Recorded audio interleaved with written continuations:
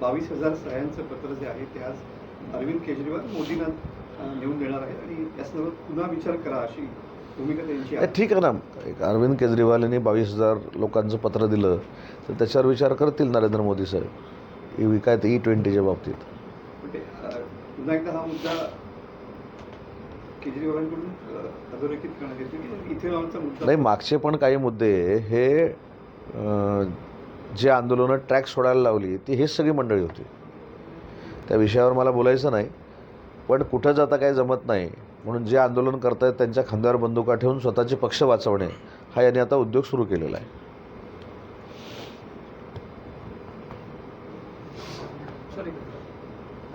माहिती तर त्यांनी गाठीभेटी घेतलेली आहे आणि त्यावरून सध्या विशेषतः शिरसाटांचा एकनाथ शिंदेच्या शिवसेनेकडून आणि त्यावरून आता प्रवीण दरेकरांनी टीका केली. त्यांचं म्हणणं आहे की यामुळे महायुतीमध्ये वितुष्ट येऊ शकतं. तुमची कमेंट काय असेल त्यावर? नाही, मला असं वाटतं की प्रवीण दरेकरांनी काय टीका केली मला माहीत नाही. प्रवीण दरेकर टीका नाही करणार, आम्हाला सल्ला देतील, कारण ते भाजपातले ज्येष्ठ नेते आहेत. ते टीका नाही करणार. आम्ही महायुतीमध्ये आहोत. आणि दीपकेंच्या बाबतीमध्ये मी सुरुवातीलाच आपल्याला सांगितलं, त्यांनी जे आंदोलन केलं होतं ते विद्यार्थ्यांचं आंदोलन होतं. त्याला माननीय नरेंद्र मोदी साहेबांनी न्याय दिलेला आहे. त्याच्यामुळं त्यांच्या आंदोलनाचा विषय हा आमच्यासाठी संपलेला आहे.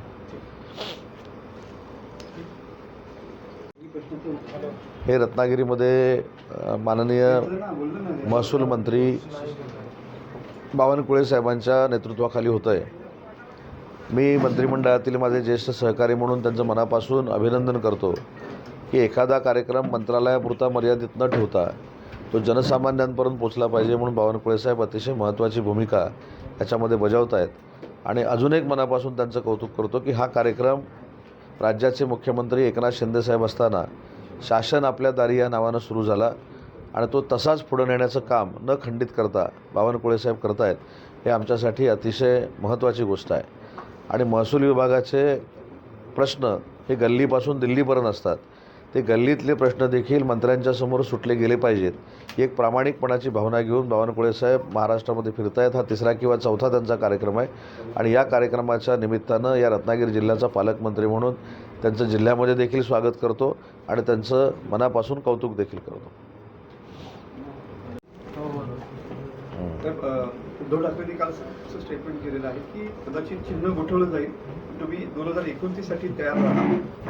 कसं बघताय या विधानाकडे, काय सांगाल? म्हणजे चिन्ह आपल्याला मिळेल किंवा मग गोठवलं जाईल. हे UBTचे पक्षप्रमुख कार्यकर्त्यांना ताकद देण्यासाठी, त्यांचा मॉरल वाढवण्यासाठी दर 2 महिन्याने असं काही बोलत असतात. त्याच्याकडे लक्ष देण्याची काही आवश्यकता नाही. सुप्रीम कोर्टामध्ये ही शिवसेना आणि UBTची केस सुरू आहे. आमचे देखील वकील आहेत. आमच्या वकिलांना देखील आर्ग्युमेंट केलेलं आहे.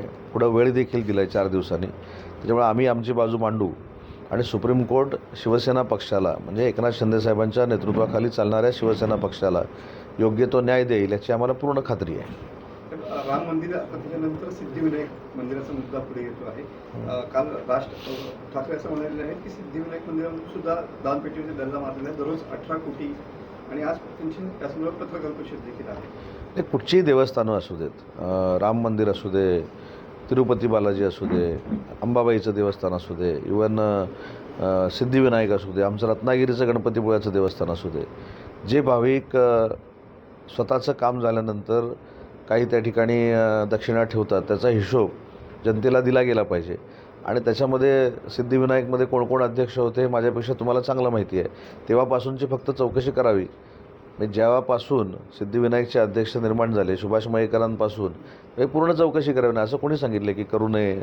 आणि देवाला दिलेले पैसे जर कोण खात असतील त्यांच्यावर कडक FIR दाखल करून कारवाई करावी या मताचे आम्ही आहोत. तर पक्षश्रेष्ठींनी सांगितल्यास केव्हाही मी राजीनामा देण्यात तयार असं भरत गोगावले साहेब म्हणाले. नेमकं त्यांचं विधान तुमची भरत शेठ गोगावले हे जेव्हा वाक्य बोलले तेव्हा मी व्यासपीठावर होतो आणि हा आत्ताचा विषय नाही, हा 2-3 महिन्यापूर्वीचा तो कार्यक्रम होता. आणि त्याच्यातनं त्यांची माननीय एकनाथ शिंदे साहेबांवरची निष्ठा देखील दिसते, शिवसेनेवरचं प्रेम देखील दिसतं.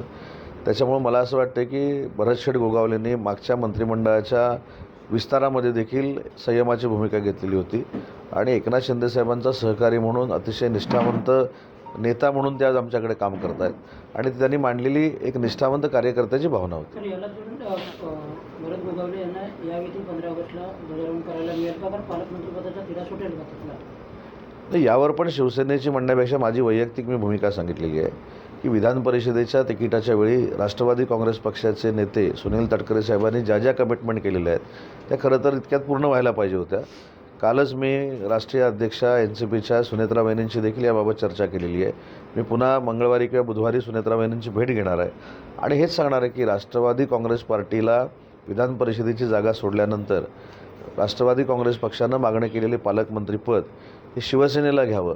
हे माझ्या एक्सप्रेस टॉवरच्या चेंबरमध्ये झालेली चर्चा होती आणि ती राष्ट्रीय अध्यक्षांशी चर्चा करून या दोन्ही नेत्यांना मी सांगेन. परंतु भरतशेठ गोगावले रायगडचे पालकमंत्री झाले पाहिजेत हीच शिवसेना म्हणून आमची सगळ्यांची भूमिका आहे आणि ती विनंती मी अनेक वेळा माननीय मुख्यमंत्री महोदयांना देखील केलेली आहे. सामनामधून आज असं छापून आलं की अमित शहा आणि मोदी यांच्यामध्ये सुप्त संघर्ष सुरू आहे. कदाचित याच दृष्टीनं मोदींना देवेंद्र फडणवीस हे दिल्लीमध्ये यावेसे वाटत असतील म्हणून त्याला तिकडे बोलवलेलं आहे. अशा स्वरूपाची सुद्धा बातमी छापून आली. कसं बघतो? चांगली स्टोरी आहे ती. त्याच्यामध्ये काय, मी तर वाचत नाही सामना, पण मोदी शहांमधला संघर्ष, देवेंद्रजी तिकडे जाणार हे सामना ठरवत नाही, हे दोन नेते ठरवतात. त्याच्यामुळं त्यांचा तो वैयक्तिक भारतीय जनता पक्षाचा वैयक्तिक प्रश्न आहे. कोणी केंद्रामध्ये जायचं, कोणी मुख्यमंत्री राहायचं हे काही सामनामधल्या सल्ल्यानं होत नाही. त्याच्यामुळं सामना हा तुम्ही जसं आता वाचून टाईमपास करता तसं अनेक लोक टाईमपास करतात आणि तो पेपर किती लोक वाचतात हे देखील आत्मचिंतन लिहिणाऱ्यांनी केलं पाहिजे. पण उद्धव ठाकरे सेनेकडून वारंवार असं सांगितलं जातं की अमित शहा आणि मोदी यांच्यामध्ये काही सुप्त संघर्ष सुरू आहे. असं कोणी सांगितलं? असं उद्धव ठाकरे सेनेचे अनेक नेते दरवेळेला बोलताना. हे बघा, एखाद्या व्यक्तीला, एखाद्या नेत्याला जर मतामध्ये आवरता आलं नाही किंवा मतामध्ये तो नेता किंवा तो पक्ष एखाद्या पक्षाची पूर्ण वाट लावत असेल, मग त्याची बदनामी कशी करायची, तर अशा पद्धतीनं करायची. ती एक राजकारणातली टॅक्ट आहे. जसं संविधानाच्या बाबतीमध्ये फेक नरेटिव्ह सेट केला गेला त्याच पद्धतीनं आता करण्याचा प्रयत्न आहे. पण नरेंद्र मोदी पंतप्रधान देशाचे झाल्यापासून देशाचं अस्तित्व आंतरराष्ट्रीय दर्जावर काय आहे हे कदाचित त्यांना माहीत नसेल. राज्याचा उद्योगमंत्री म्हणून मी अनेक वेळा देशाच्या बाहेर जातो, त्यामुळे त्यांनी एक वेगळं अस्तित्व देशाचं निर्माण केलेलं आहे आणि त्यांच्यावर बोलून TRP मिळवण्यापेक्षा आपल्याला जी मतं कमी पडत आहेत ती कशी वाढतील यासाठी काही पक्षांनी प्रयत्न केले पाहिजेत. कर वितरणाचा मुद्दा जो आहे, अतिरिक्त 7,023 कोटींचा निधी महाराष्ट्राला केंद्र सरकारने दिलेला आहे, काय सांगा? 7,022 कोटीचाच विचार करण्यापेक्षा काँग्रेसचं सरकार जेव्हा केंद्रामध्ये होतं तेव्हा 10 वर्षामध्ये 2 लाख कोटी महाराष्ट्राला मिळाले आणि NDAचं सरकार महाराष्ट्रामध्ये देशामध्ये आल्यानंतर 10 वर्षात आपल्याला 12 लाख कोटी रुपये मिळाले. त्याच्यामुळे 7,200 कोटी किंवा 7,500 कोटी ही केंद्र सरकारची एक प्रोसिजर आहे, रुटीन आहे. ते टॅक्सचे पैसे आम्हाला देत असतात.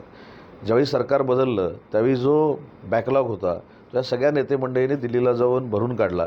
मग जे कोण विचारतात दिल्लीला का जातात त्याचं कारण हे आहे, महाराष्ट्राचे पेंडिंग असलेले पैसे हे आणण्यामध्ये हे दोन्ही नेते यशस्वी झाले. म्हणूनच हे 7,500 कोटी रुपये आपल्याला पुन्हा एकदा महाराष्ट्राला मिळाले.